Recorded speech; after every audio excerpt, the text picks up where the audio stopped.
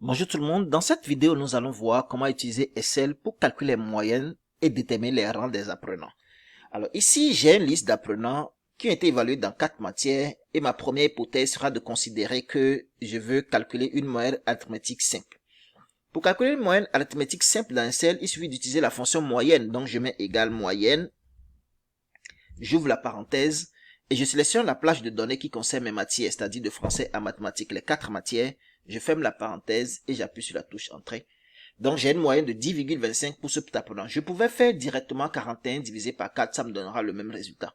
Une fois que j'ai la première moyenne, je duplique la formule sur les autres cellules et automatiquement j'ai la moyenne de la classe.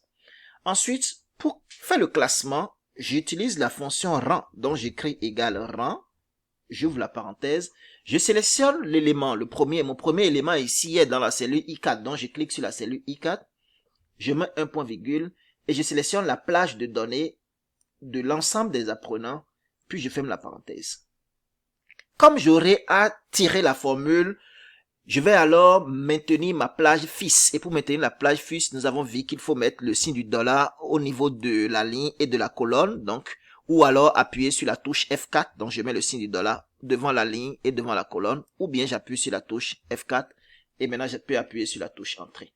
Mon premier apprenant occupe le 9e rang et si je duplique la formule, j'aurai le classement de l'ensemble des élèves.